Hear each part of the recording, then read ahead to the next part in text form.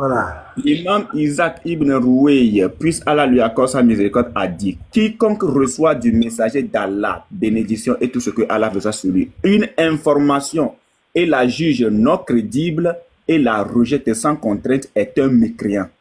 Claire. Donc, vous qui rejetez les hadiths là, vous êtes des mécréants. C'est ce qu'Aaron dit. Voilà. Donc, voilà la première contradiction. Vous voyez que, oui, un musulman est venu. Vous avez vu comment il a titubé les frères. Il a titubé. Ils ne sont pas dans la vérité. C'est une cacophonie.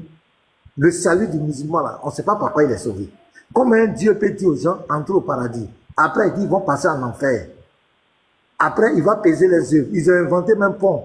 Le pont, on dit, on passe par ses œuvres. Alors que la balance, là, c'est avant ou c'est après le pont.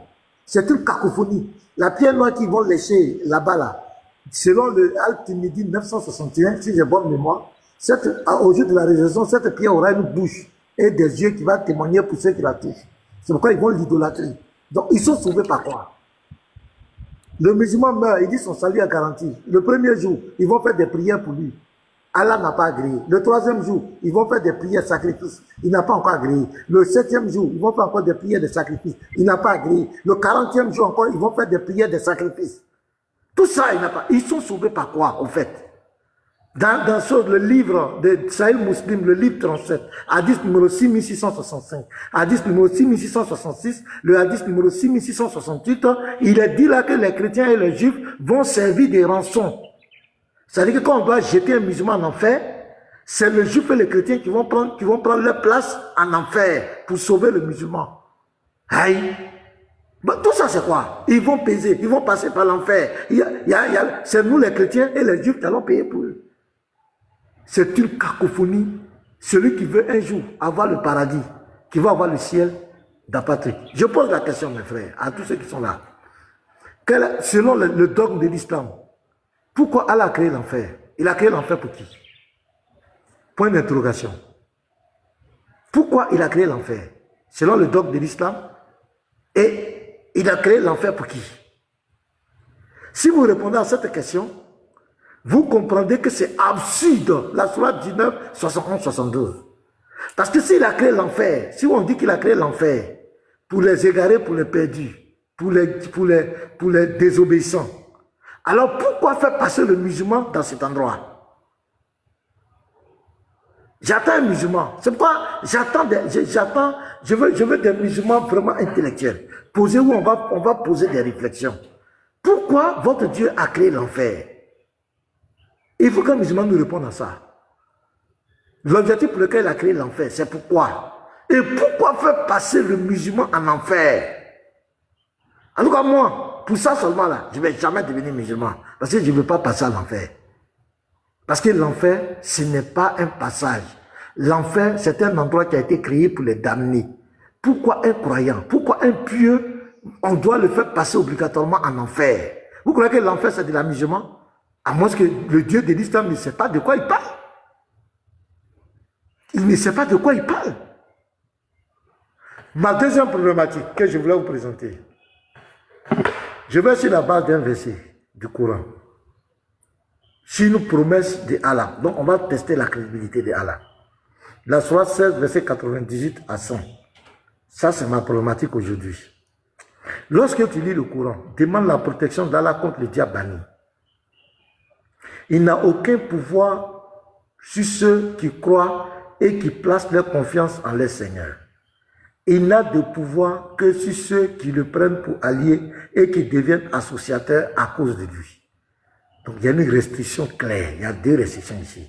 Il n'a aucun pouvoir sur ceux qui croient et placent leur confiance en leur Seigneur. Au verset 100 encore, il y a une restriction. Il n'a de pouvoir que sur ceux qui le prennent pour alliés et qui deviennent associateurs à cause de lui. C'est extraordinaire. On va lire maintenant un hadith authentique. Là, le Sahih Bukhari 32, 68. Et je vais poser ma question. Parce que le verset que vous venez de lire là, je n'ai pas bien compris. Hein. C'est quoi la... C'est bizarre le verset. Le verset dit, le diable n'a aucun pouvoir Il n'a aucun pouvoir sur ceux qui croient et qui placent leur confiance en leur Seigneur. C'est-à-dire que le diable, quand tu places ta confiance en Allah et que tu crois en Allah, le diable n'a aucun pouvoir sur toi. Maintenant, au verset 100, il n'a de pouvoir que sur ceux qui le prennent pour allié et qui deviennent associateurs à cause de lui. Est-ce que tu as compris maintenant, fils? Ok, c'est clair, ok. Voilà. Maintenant, on prend maintenant le Sahel Bukhari 32, 68. On va lire ce hadith authentique aussi. Voilà, où il est. Voilà, je suis bim à la page. Je vais lire. Oh, il y a anglais. Attends, je vais laisser anglais là. On va lire en français. Il est descendu, il ne sait pas pourquoi il est descendu. Narrateur, c'est Aïcha qui parle ici encore. Narré par Aïcha, qu'Allah soit satisfait. Le prophète et paix et bénédiction d'Allah sur lui fut ensorcelé. Ça commence très fort. Fut ensorcelé.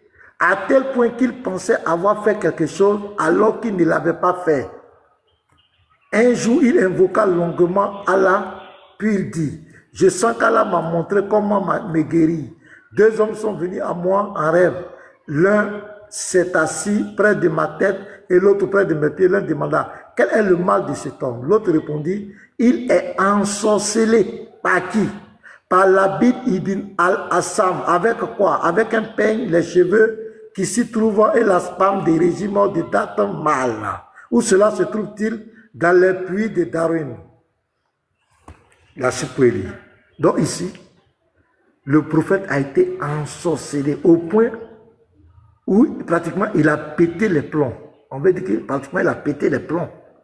Parce qu'il croyait faire quelque chose alors qu'il ne faisait pas cette chose. Il était sous le contrôle et comment on appelle, cet ensorcellement a pris des mois. Hein. D'autres même parlent de 1 an, d'autres parlent de 8 mois. Ça a pris un bon temps sur lui, il était ensorcelé. Et dans cette période-là, s'il faisait des révélations terribles, peut-être c'est la partie là, il a caché Jésus et Dieu là. Peut-être on sait jamais. C'est une manière de dire. Ma question. Mohamed, croyait-il en Allah? Parce que l'ensorcellement, ça vient du diable. Donc là, le diable a eu pouvoir sur lui. Je veux qu'on m'explique ça. Parce que là, Satan a eu pouvoir sur lui. Pendant une bonne période. Aïcha dit, je relis la partie, regardez. Le prophète fut ensorcelé à tel point qu'il pensait avoir fait quelque chose alors qu'il ne l'avait pas fait. C'était très grave. Ça, il était sous contrôle. Vous voyez, non? Voilà. Je veux qu'on m'explique ça. Ça, c'est ma problématique. Il y a un problème là. Je veux qu'on m'explique. Et il y a un deuxième verset. Je reviens dans un deuxième verset encore. La sourate 22, verset 52. Là, je vais lire le Tafsir d'Ibn Kathir. Sourate 22, verset 52. Voilà. Je tape le Tafsir d'Ibn Kathir. Je vais lire le Tafsir. Nombre des exégètes, en commentant ce verset, ont fait allusion à l'histoire des idoles garaniques. Ceci eut lieu quand les émigrés parmi les fidèles retournaient de l'Éthiopie, croyant que les idolâtres de Koraïchite avaient embrassé l'islam. À la Mecque, le messager de Dieu, qu'Allah le bénisse et le salue, récita la sourate de l'étoile. Arrivé à ce verset, et maintenant que dit d'El Alat et d'El Uzza et de Manat, cette troisième idole, Satan jeta sur sa langue ses propos. Ces idoles sont les plus distinguées, dont leur intercession sera acceptée. Donc là encore, Satan a pris pouvoir sur lui. Or, la sourate 16 vient à la 70e place dans l'ordre chronologique. Donc cette sourate a été révélée. Or, la sourate, comme on l'appelle 22, vient à la 113e place selon l'ordre chronologique. Donc ce verset de la sourate 16, verset 98 à 100, existait bien avant la sourate 22, verset 52. Donc ici, on dit Satan va encore prendre le contrôle de sa langue. Ces idoles sont les plus distinguées. On dit Satan jeta sur sa langue ses propos. Ces idoles sont les plus distinguées dont leur intercession sera acceptée. Les idolâtres s'écrient alors, il n'a jamais mentionné nos divinités en bien avant ce jour. En récitant cette sourate, le prophète devait se prosterner comme il se doit. Il se prosterna et les autres se prosternèrent. Dieu a lui la puissance et la gloire, fit descendre ce verset. Nous n'avons pas envoyé avant toi un seul prophète ou apôtre auquel Satan n'ait tenté de ravir ses espoirs.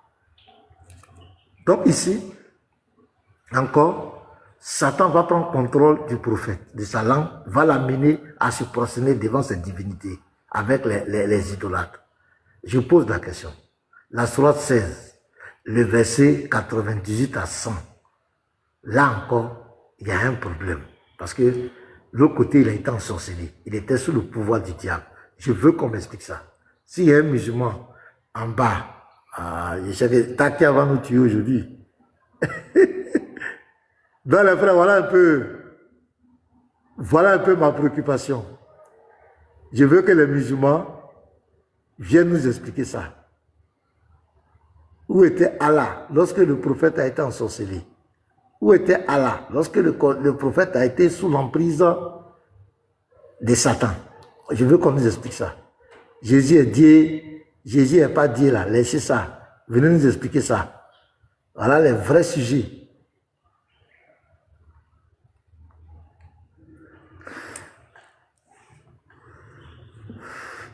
Il y a un silence. La sœur Josie Digari dit, paracétamol 2 matins, ça c'est Doliprane, hein? Ouais.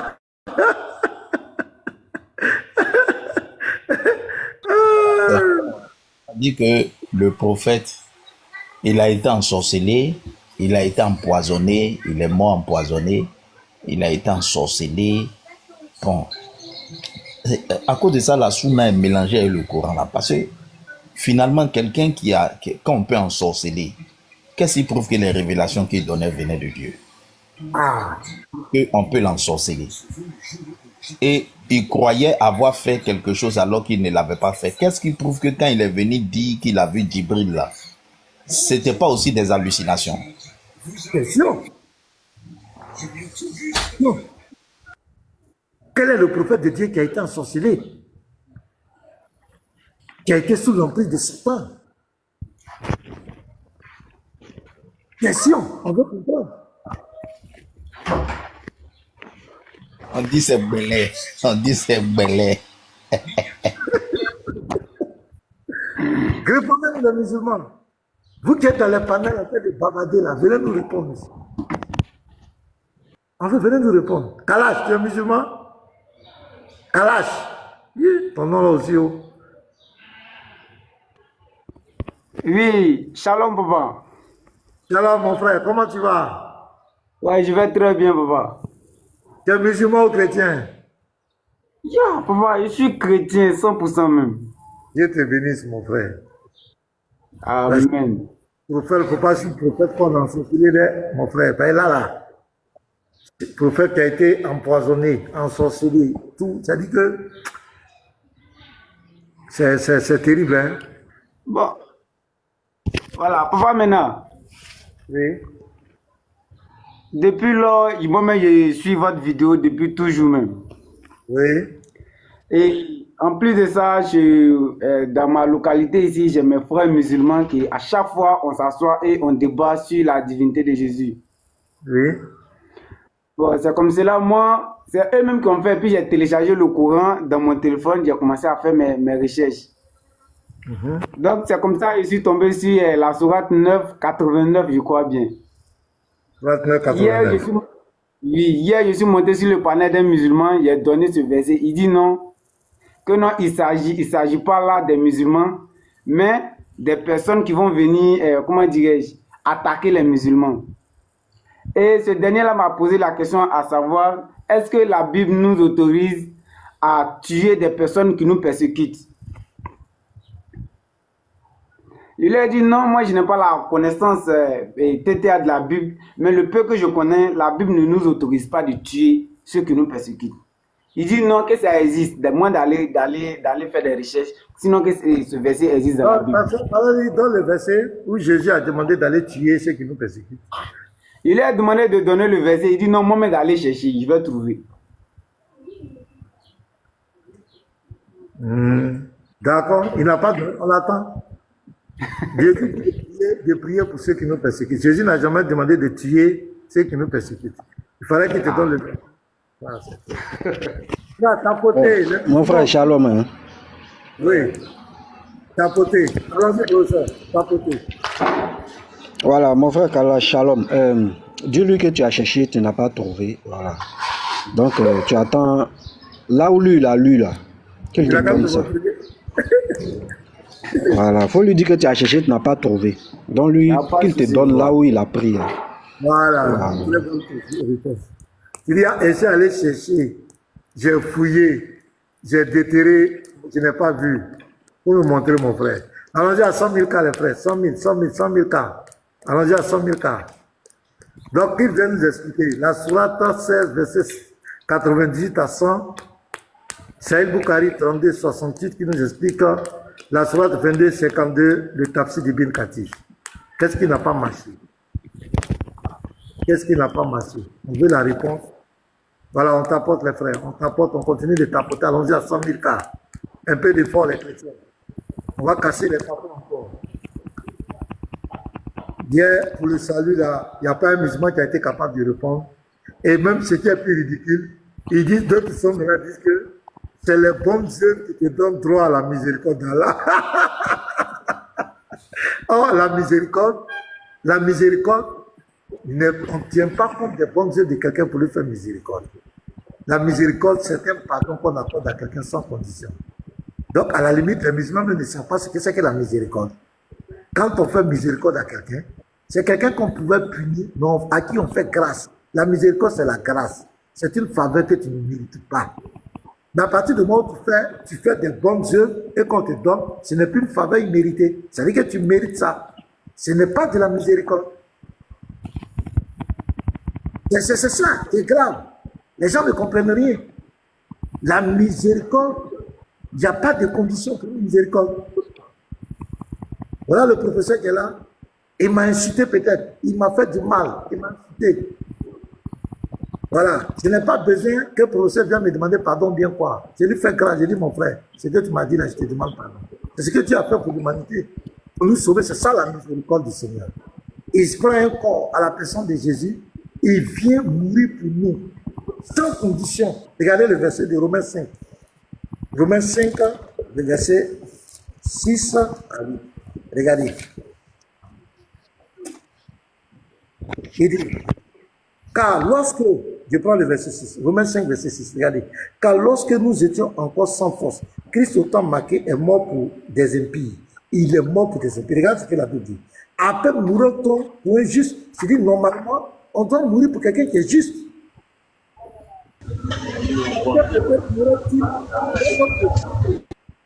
Voilà, on doit mourir pour quelqu'un de bien, normalement. Mais regarde, mais Dieu prouve son amour envers nous en ce que lorsque nous étions encore des pécheurs, Christ est mort pour nous. Vous voyez, c'est ça là.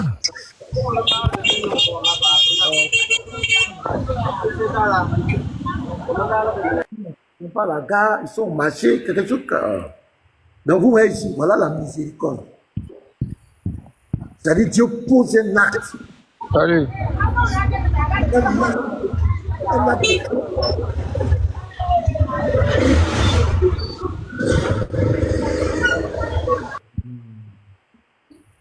Sans tenir compte de nos actions, de nos bonnes ou mauvaises actions, il décide lui-même de nous sauver, de nous faire grâce. Il vient à notre secours. Regardez, Ézéchiel 36. Ézéchiel 36. Parce que les gens ne connaissent pas ce que c'est que la miséricorde. Ézéchiel 36, le verset 25. Je répandrai sur vous une eau pure. C'est Dieu qui fait. Il n'y a pas de condition. Il dit, je répandrai sur vous une eau pure. Et vous serez purifiés. C'est lui qui nous purifie. Sans condition. Je vous purifierai de toutes vos souillures et de toutes vos idoles. C'est lui qui prend l'engagement. Je vous donnerai un cœur nouveau. C'est lui qui nous donne un cœur nouveau. Et je mettrai en vous un esprit nouveau. J'ôterai de votre corps le cœur de pierre. Et je vous donnerai un cœur de chair. Verset 27. Je mettrai mon esprit en vous. Dieu nous partage son esprit. Quand il dit je mets mon esprit, c'est la vie éternelle. C'est pourquoi dans Éphésiens 1, le verset 13, il dit le Saint-Esprit qui nous donne son esprit, c'est le gage de notre héritage. Le Saint-Esprit que tu reçois, c'est la vie éternelle. Et tu reçois par la grâce. C'est ça la miséricorde. Il dit je mettrai mon esprit en vous. J'enlèverai ton cœur de pierre, ton cœur qui fait que tu ne pardonnes pas, ton cœur qui est méchant, je vais enlever, je vais te donner un cœur de chair, un cœur sensible, un cœur qui aime. Je vais te purifier.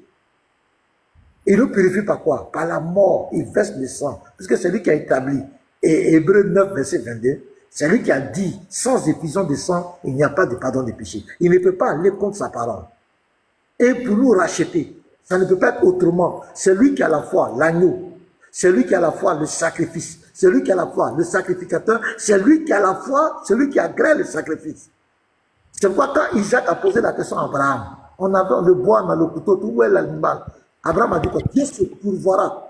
Dieu s'est pourvu pour notre salut. C'est ça la grâce. Dieu s'est pourvu pour notre salut. En nous purifiant, en nous donnant son esprit. Même la foi qu'il donne, il dit c'était encore un don. C'est merveilleux. Je mettrai mon esprit en vous et je ferai en sorte que vous suiviez mes ordonnances et que vous observiez et pratiquiez mes lois. Vous voyez, les pratiques de la loi viennent à la fin, mais c'est Dieu qui fait un processus en nous, qui nous purifie, qui nous donne son esprit. Tu as vu l'action. Mais en islam, ça n'existe pas. Il fait tout le sacrifice. Kala, il faut te muter là. C'est le musulman qui doit tuer pour Allah. C'est le musulman qui doit combattre pour Allah. C'est le musulman qui doit faire les efforts pour Allah. Qu'est-ce que Allah fait pour le musulman? Il ne fait rien. Il ne donne pas son esprit. Il ne fait rien. Il ne donne pas la nouvelle naissance, la régénération au musulman. Il ne le fait rien. Je prends un verset encore du Coran. Vous allez voir mes frères. Je vous dis la vérité. Sourate 9, verset 111. Vous voyez la différence? La miséricorde. Donc tous les versets qui sont dans le Coran, où on dit il est miséricordieux, il est très miséricordieux, on doit enlever ça. Ça a pris des pages du Coran pour rien. Mettez autre chose. Regardez, Sourate 9, verset 111. Ce verset-là, regardez ici. Vous allez voir. 7. Allah a acheté des croyants. Il les a achetés. Leur personne et leur bien en échange du paradis. Leur personne. C'est-à-dire que tout est basé sur les œuvres. Sourate 33-36. Il n'est pas donné à un croyant ou un croyant lorsque Allah et son messager ont décidé quelque chose, qu'il a encore le choix dans leur manière de faire. Il les a achetés. Le prophète là même c'est un voyou, hein. C'est-à-dire il fait troc quoi. Il fait troc. Tu vois, acheter leur personne et leur bien en échange du paradis. Il n'y a pas de miséricorde. C'est toujours le musulman qui doit poser une action. Je continue. Ils combattent dans le sentier d'Allah. C'est le musulman qui doit combattre. Ils tuent et ils se font tuer. C'est une promesse authentique qu'il a prise sur lui dans la Torah. C'est faux. La Torah n'a jamais dit de tuer, de se faire tuer par le paradis. L'évangile, Jésus n'a jamais enseigné ça. Et le Coran, oui. Et qui est fidèle qu'Allah a son engagement.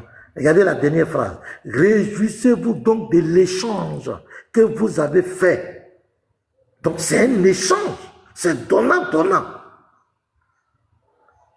Il achète le musulman.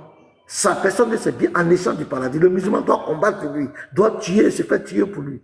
Mais moi, je préfère un Dieu qui se fait un corps, qui meurt pour moi, pour me sauver, qu'un Dieu qui me demande de tuer mon semblable ou de me tuer pour avoir le paradis. Je dis, je répète, je préfère un Dieu qui prend la responsabilité de se faire un corps, de le sacrifier pour moi, pour me sauver, qu'un Dieu qui me demande de tuer mon semblable ou de me faire tuer pour avoir le paradis. un Dieu qui fait trop. Où est la miséricorde? Regardez ici ce verset. Où est la miséricorde? Où est la miséricorde? Si vous allez voir dans tout le Coran, ceux qui pratiquent des bonnes œuvres, ceux qui se tiennent sur le droit chemin, ceux qui sont durs pour Allah, ceux qui combattent dans le sentier d'Allah, ceux qui tant, il n'y a pas de miséricorde. Même regardez, je vais vous donner un autre verset.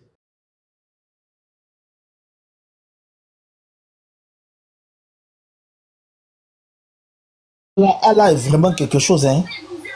Il t'achète ta personne qui est bien et il dit en échange du paradis, maintenant il te fait passer par l'enfer. C'est un mauvais deal.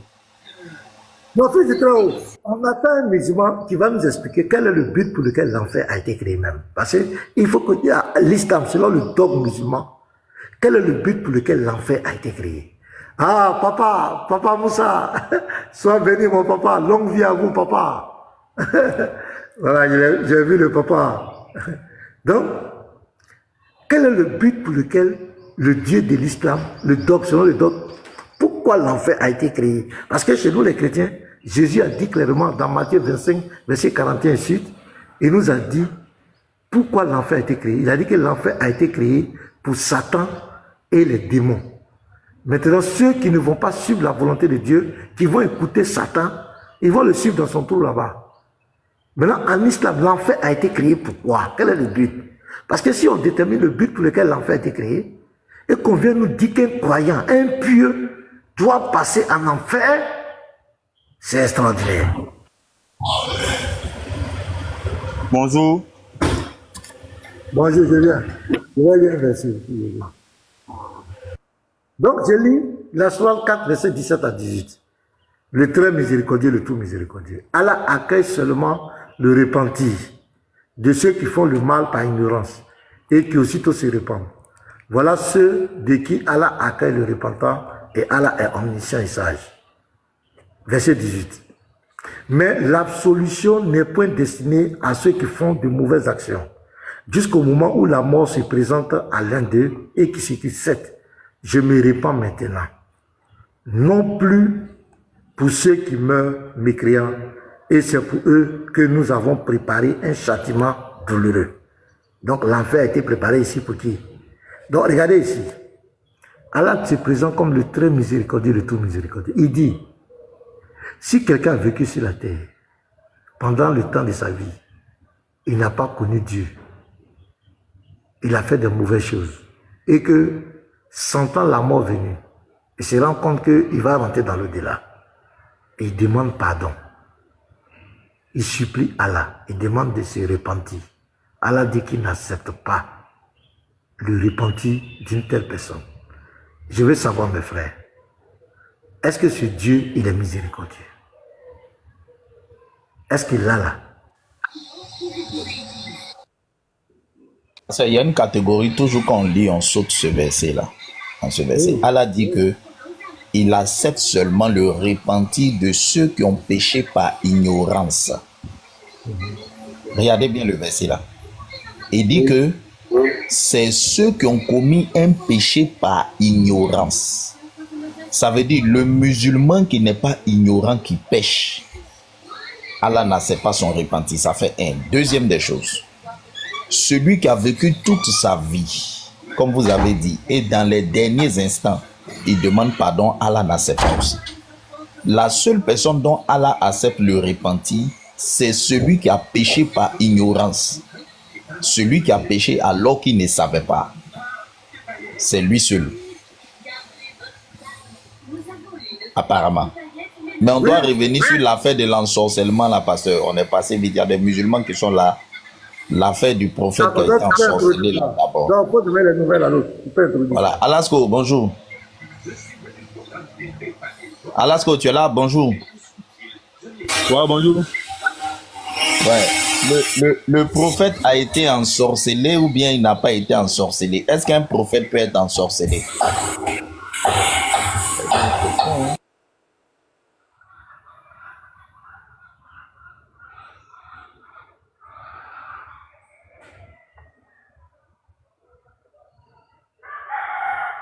Est-ce qu'il est là? Les musulmans montaient, hein. Voilà, il y a les places. Ah, il est parti.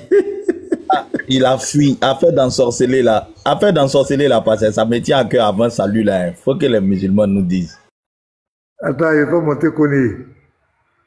Montez les musulmans. On a besoin des musulmans. Il y a beaucoup de places. Venez nous expliquer. Kony, bonjour. Ça va d'abord sur une promesse. Il y a une promesse qui est là. Oui. C'est là même qui est grave. Kony, bonjour. Oui, monsieur. Est-ce qu'un prophète de Dieu peut être ensorcelé? Bon, là, moi, je ne maîtrise pas.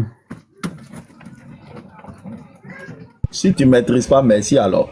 Celui qui a mis je suis musulman là, il faut faire ta demande, tu vas monter parce que ça c'est trop compliqué. Tu ne maîtrises pas et puis tu fais ta demande. Il a fait sa demande. Il va nous expliquer. Turner, bonjour. Turner. Turner, bonjour. Tu entends ou tu n'entends pas?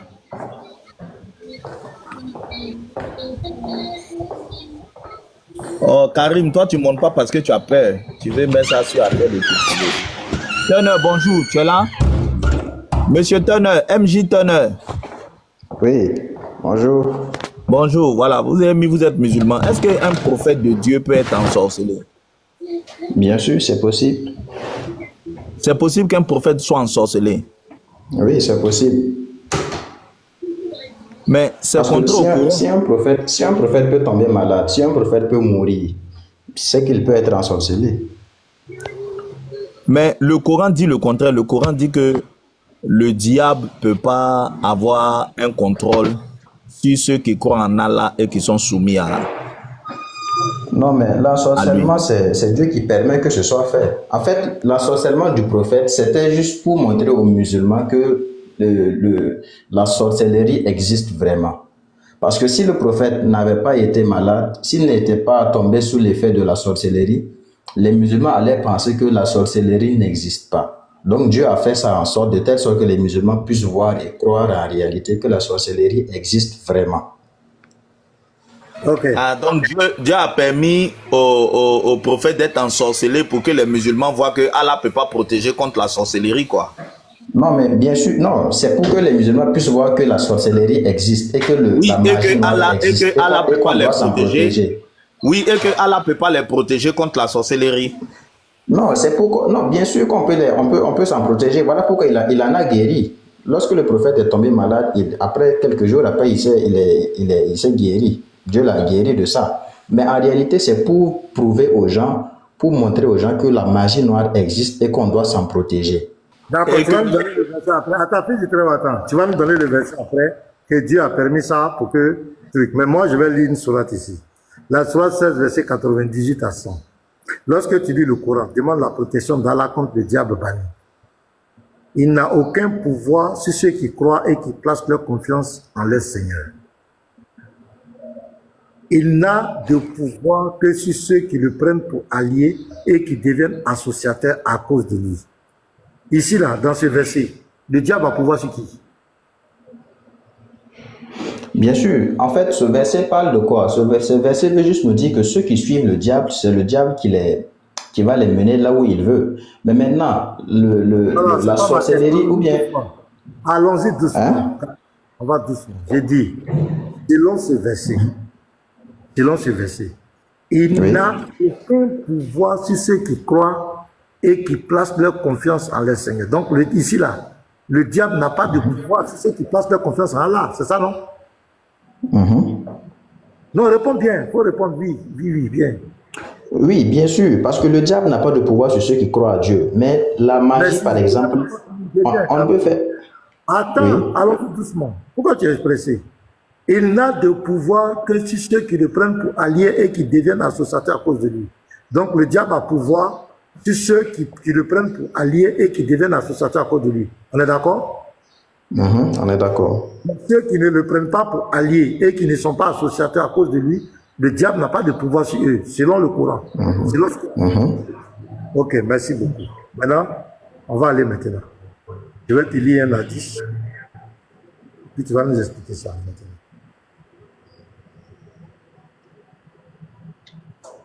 Le Saïd Boukari, 32-68. Fut ensorcelé. N'arrête pas Aïcha, c'est Aïcha qui parle. Saïd Boukari, 32-68. Le prophète Père bénédiction d'Allah fut ensorcelé à tel point qu'il pensait avoir fait quelque chose alors qu'il n'avait pas fait. Ma question, ici, est-ce que le diable a eu pouvoir sur ton prophète?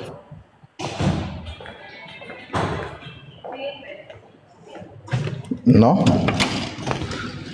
En fait, c'est ce que non, c'est ce que je vous expliquais là. En fait, la sorcellerie là, c'est pas en réalité la sorcellerie ne peut toucher que celui, ça tout passe par la volonté de Dieu. Voilà, tout passe par la volonté de Dieu. Ce n'est pas ma question. Je dis, est-ce que le diable a eu pouvoir sur ton prophète ici? Le diable ne peut pas avoir pouvoir. Le diable n'a pas eu pouvoir sur le prophète ici. La sorcellerie vient de qui? Mais la sorcellerie vient du diable, mais pas la volonté de qui? Voilà, la sorcellerie se réalise par la volonté de qui? Calme-toi. Allons doucement. Donc, on a lu les versets du Coran, on a dit que le diable ne peut pas avoir pouvoir sur celui qui croit en Allah, qui a mis sa confiance en Allah. Il n'a de pouvoir seulement sur ceux qui le prennent pour associé et qui deviennent associateurs. Maintenant, ici, là, est-ce que ton prophète avait pris Satan pour allié, il était devenu associateur, pour que Satan ait pouvoir sur ton prophète? Parce que l'association, et puis c'était très grave. Il y a ce qu'il dit. On dit le prophète Père salut, Père bénédiction d'Allah sur lui, fut ensorcelé à tel point qu'il pensait avoir fait quelque chose alors qu'il ne l'avait pas fait. Il était sous contrôle. C'est-à-dire quand il mangeait même là, il ne savait pas qu'il était en train de manger. Il était sous contrôle. Maintenant, je te pose la question. Est-ce que ici, là, le diable avait pouvoir sur ton prophète ou pas? Réponds à la question.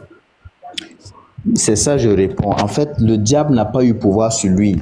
Si le diable avait eu pouvoir par la sorcellerie, mais il y a beaucoup de personnes qui sont touchées par la sorcellerie. Faut être honnête. Mais c'est l'honnêteté. Est-ce que si le diable avait pu avoir pouvoir sur lui, mais le diable allait le tuer? Si le diable pouvait avoir pouvoir sur lui, mais il allait le tuer. Non, c'était pas pour le tuer. Il faut te calmer. On est dans le test ici. Il a été ensorcelé au point où il faisait des choses. C'est comme si quelqu'un qui a pété les plombs. Il n'était plus libre de ses facultés. Il n'était plus mais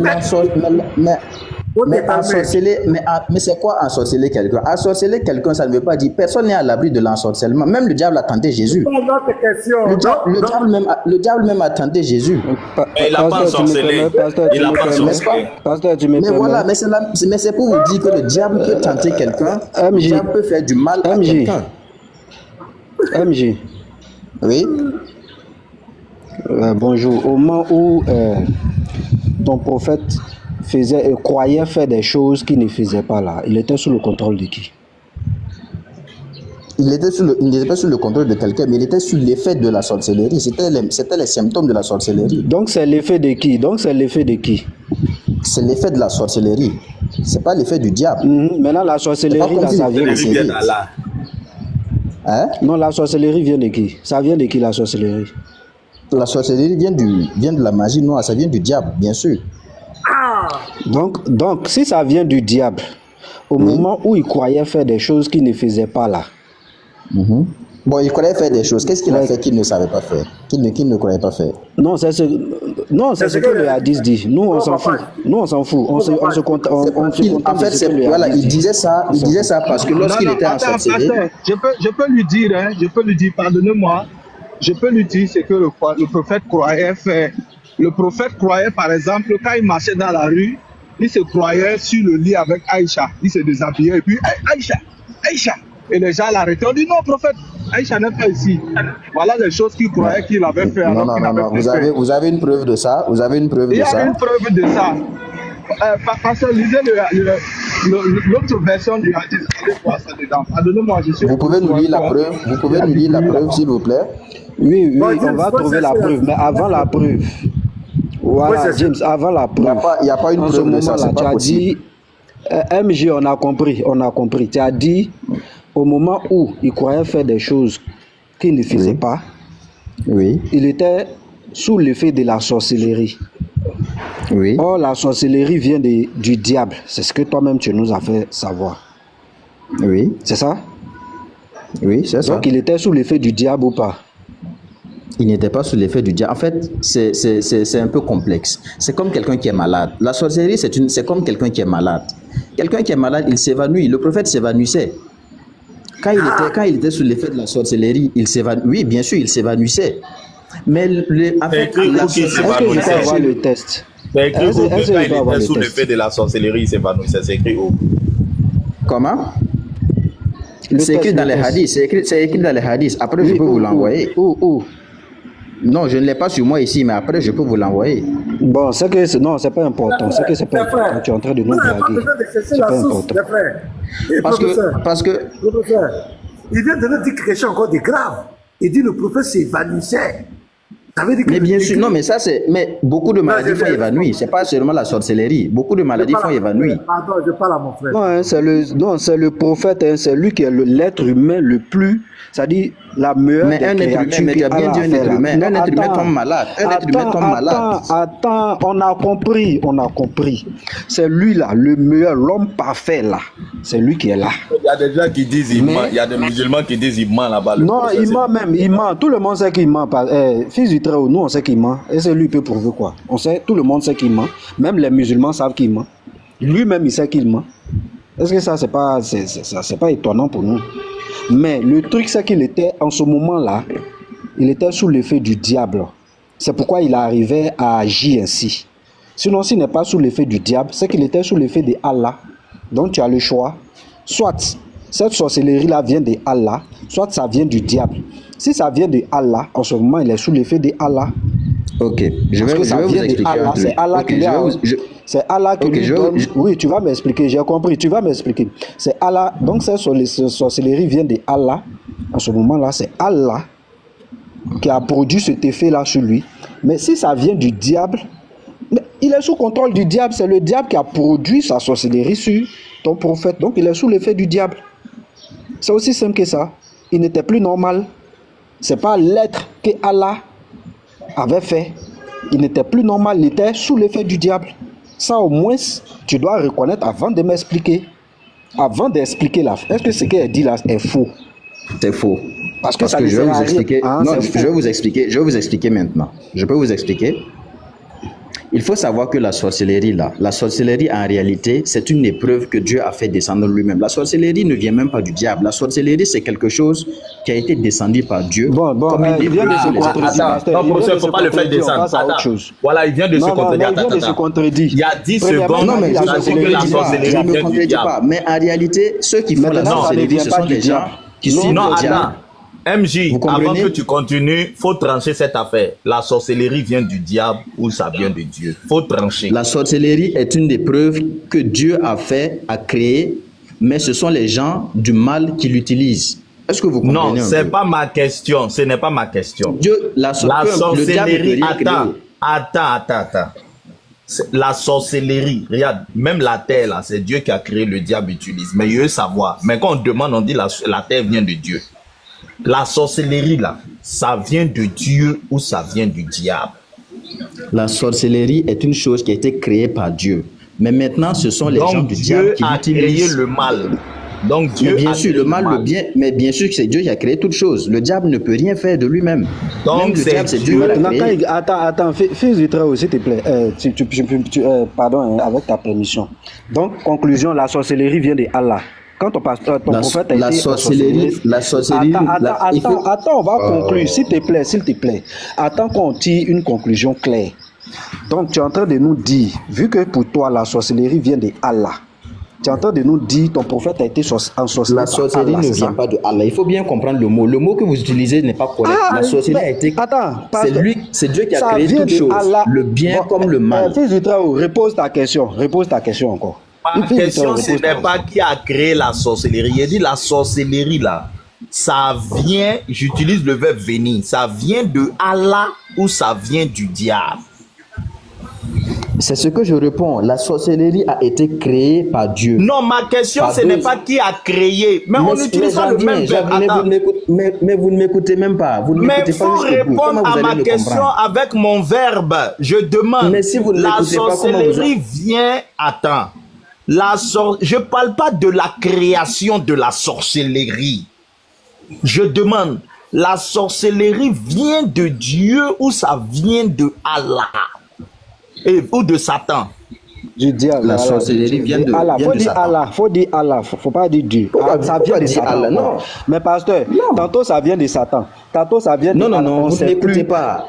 Pasteur, tu es sûr que toute chose a été créée. Non, je parle au pasteur, s'il te plaît. Attends, je vais parler au pasteur, s'il te plaît. Pasteur, tu es sûr que ton hadith que tu as lu, où son prophète croyait faire des choses qu'il ne faisait pas. Tu es sûr que c'est pas en train d'arriver à ton type là? Parce que tantôt ça vient de Allah, tantôt ça vient du diable. Professeur, c'est-à-dire que moi, ce que vous avez abordé avec monsieur Temer, je ne sais pas quoi là, c'est très bien. Mais moi, je reviens sur la contradiction. Parce que j'ai une démarche très claire. Il dit, il n'a aucun pouvoir sur ceux qui croient et qui placent leur confiance dans le Seigneur. Donc le diable banni n'a aucun pouvoir sur ceux qui croient à Allah, qui placent leur confiance en Allah. Le prophète de l'islam avait placé sa confiance en Allah et il croyait en Allah. Au verset 100, il n'a de pouvoir, que sur ceux qui le prennent pour alliés et qui deviennent associateurs à cause de lui. Mais bien sûr. Mais est-ce que vous êtes d'accord avec moi? Vous êtes d'accord avec moi qu'il y a des chrétiens qui sont ensorcelés? Il y a de bonnes personnes qui se font ensorceler, non? On ne parle pas des chrétiens, comme toi. On ne parle pas des chrétiens. On parle de ton prophète, de ton Dieu, de ton prophète. Voilà. Non, c'est pour vous dire que même de bonnes personnes peuvent se faire ensorceler. Ce n'est pas forcément quelqu'un qui suit le diable qui se fait ensorceler. Calme-toi. Donc ton Dieu a fait une promesse ici claire. Et il dit que ceux qui placent leur confiance en lui, le diable ne peut pas avoir de pouvoir sur eux. Le diable n'a de pouvoir que sur ceux qui le prennent pour alliés et qui deviennent associateurs. C'est ce que le Coran dit. Mais lorsque Dieu dit ça, en réalité, Dieu parle des péchés. Pourquoi tu ne peux pas rester tranquille? Laisse-moi parler. On ne peut pas parler en même temps. Laisse-moi parler. Voilà. Donc ici, le Dieu de l'islam donne, il dit que parce que Dieu n'a qu'une parole. Quand on dit Dieu, Dieu n'a qu'une parole. Dieu n'est pas comme un homme. Il ne peut pas dire quelque chose et dit. Maintenant, on vient dans les hadiths authentiques. Narré par Aïcha. Aïcha dit que le prophète de l'islam a été ensorcelé. Il faisait des choses, regardez, je vais lire. Sahih Bukhari, 32-68. Narré par Aïcha, qu'Allah soit satisfait d'elle. Le prophète et bénédiction d'Allah soit soumis. Fut ensorcelé à tel point qu'il pensait avoir fait quelque chose alors qu'il ne l'avait pas fait. Il a été ensorcelé par quoi? Par un peigne. C'est un juif qui l'a ensorcelé. Par un peigne et le sperme d'un palmier mâle. Il a été victime de la magie, de la sorcellerie. Et la sorcellerie vient du diable. Donc le diable a eu pouvoir sur le prophète de l'islam. Alors que c'est ça. A dit que laisse-moi parler, les amis, laisse tranquille. Mais vous monopolisez la parole. Faut t'imiter, ça fait mal à la mosquée là, il y a ce qu'on vous raconte, mais ici là c'est un débat intellectuel. Ici là ce sont les preuves. Voilà, c'est pas la mosquée où on raconte des choses en arabe, vous avalez tout. Ici là, c'est écrit, on est factuel. Donc si ça te choque, tu peux descendre, mais malheureusement pour toi, on veut te sauver de la main de ce Dieu-là. Un Dieu qui te promet l'enfer, obligatoirement. Tu continues de le suivre. Donc ici, il y a une contradiction. Il dit qu'il n'a aucun pouvoir. Mais ici, dans le hadith là, authentique, et c'est authentifié, même j'ai des vidéos, on peut vous faire jouer, ou des chèques, des confirment qu'il a été ensorcelé. Et puis ce n'était pas un jour, 2 jours, c'était des mois. Même ça peut aller dans les années. Il était sous contrôle du diable. Explique-nous comment ton prophète a été ensorcelé. Et comment il était sous le contrôle. Au point, on dit quoi? On dit qu'il croyait faire. On dit à tel point, tellement que la dose de l'ensorcellement était élevé. On dit à tel point qu'il pensait avoir fait quelque chose alors qu'il ne l'avait pas fait. C'est terrible. C'est comme vous voyez le fou qui est là. Je ne dis pas qu'il était fou, mais un fou, par exemple, il mange dans les poubelles. Il mange dans les poubelles. Mais il ne sait pas qu'il est en train de manger dans les poubelles. Il est même nu. Il ne sait pas qu'il est nu. Pourquoi? Parce qu'il est sous contrôle. Et il n'a plus ses facultés. Il ne contrôle plus ses facultés. Il est sous contrôle d'un autre esprit. Mais ici, c'est l'esprit de l'ensorcellement. Et qui vient du diable. Donc ma question, comment Allah a fait une promesse ici que le diable n'aura pas de pouvoir? C'est ceux qui mettent leur confiance en lui. Et le premier des musulmans, qui était le prophète de l'islam, le meilleur des musulmans, lui, il n'a pas épargné. Allah l'a laissé être ensorcelé. Je veux que tu nous expliques ça. La parole d'Allah qu'il a déclarée de la sourate 7, verset 98 à 100, c'est faux ou bien c'est vrai? Voilà. Mais c'est ce que je vous explique. Dieu a permis que la sorcellerie ait un effet sur lui pour qu'il puisse prouver aux musulmans que la sorcellerie existe et qu'on doit s'en protéger. Là où il a dit que parce que même si la sorcellerie vient du diable, c'est vrai, c'est Dieu qui a créé la sorcellerie, mais la sorcellerie est faite par les gens du diable. Mais la sorcellerie ne peut atteindre quelqu'un que par la volonté de Dieu. C'est ça qu'il faut comprendre. Ça ne peut atteindre que par la volonté de Dieu. Sauf que ça contredit le Coran. Écoute le pasteur. Voilà. Ça contredit le Coran parce que en laissant le prophète être atteint sous le contrôle du diable, ça contredit un verset du Coran qui dit que le diable ne peut toucher que ceux qui sont ses alliés. Merci, tu m'as compris. Maintenant, si l'islam prouve qu'il y a quelqu'un qui n'était pas allié du diable, mais il a été sous le contrôle du diable, ça veut dire que le Coran est faux. Il est faux, c'est ça. Le Coran dit que si quelqu'un n'est pas l'allié de Satan, Satan ne peut jamais le toucher. C'est écrit noir sur blanc dans le Coran. Maintenant, si après ce verset qui dit que quelqu'un qui n'est pas allié de Satan, Satan ne peut jamais le toucher, on voit le prophète qui n'était pas allié de Satan, que Satan a touché, ça veut dire que le Coran a menti là. Ça veut dire qu'on doit aller corriger le verset. On doit aller écrire dans ce verset qu'il peut arriver que quelqu'un qui n'est pas allié de Satan, qui n'est pas associateur, soit touché par le diable. La preuve, le prophète lui-même a été touché par le diable. Mais le Coran dit que quelqu'un qui n'est pas allié de Satan là, et qui n'est pas associateur, le diable peut jamais le toucher. Je vais relire. Et puis la restriction est claire. C'est une restriction claire. Regarde. Je relis. Sourate 16, verset 98 à 100. Quand on soulève les sujets là, c'est parce qu'on les a étudiés, on a compris. Et on pose des problématiques.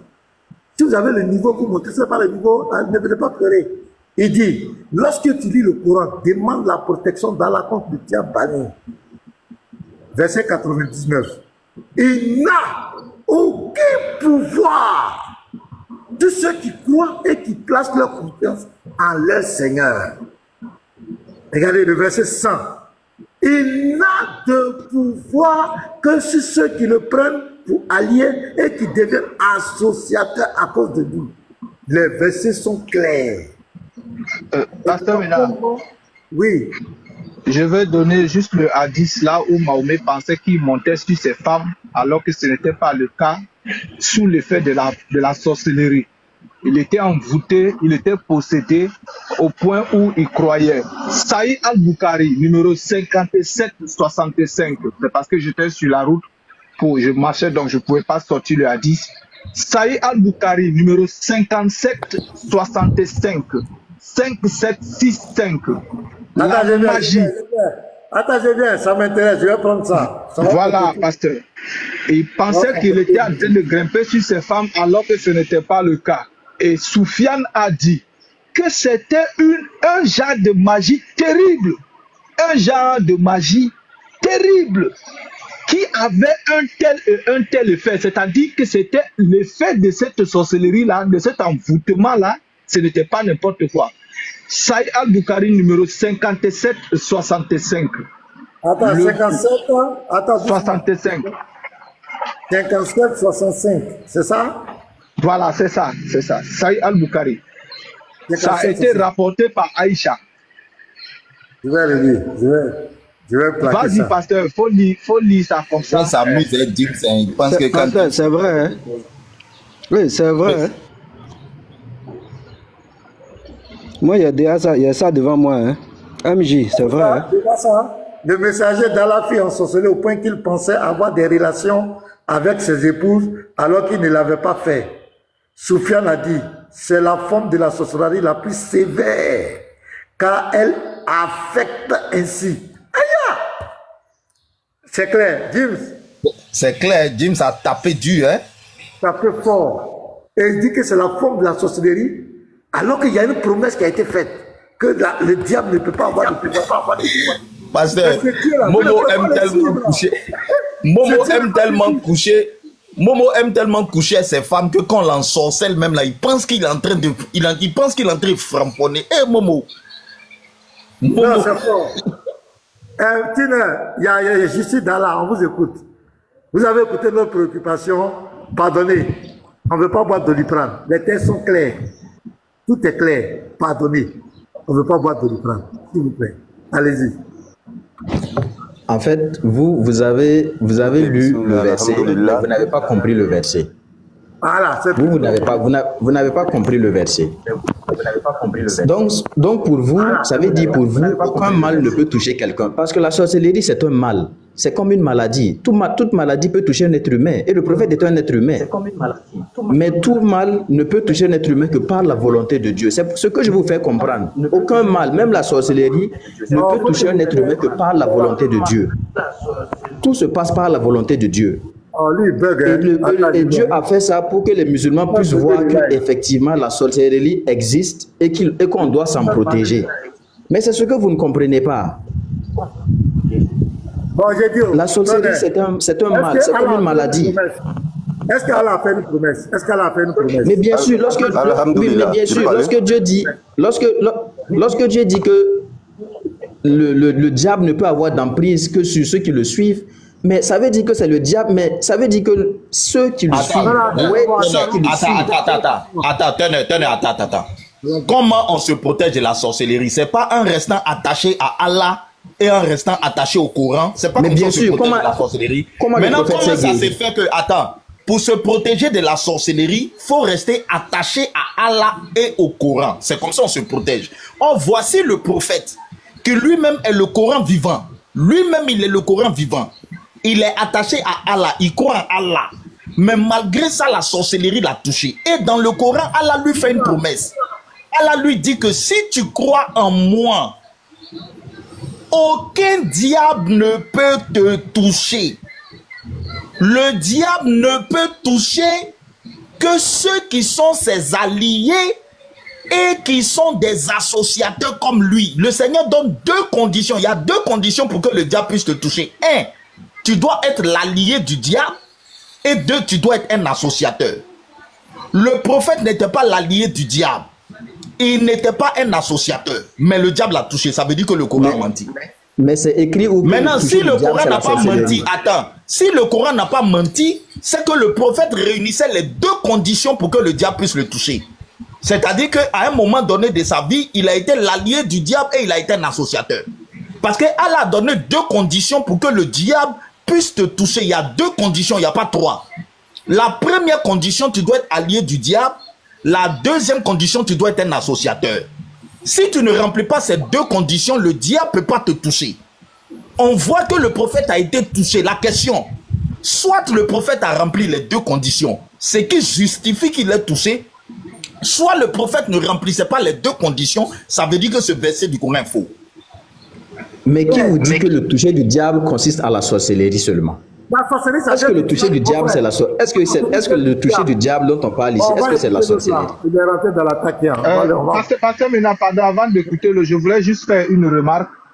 Le monsieur M.J. Ton, l'américain, nous a dit que Allah a laissé que Mahomet soit ensorcelé pour montrer aux gens que la sorcellerie existe. Et c'est très important ce que lui, il vient de dire, pasteur.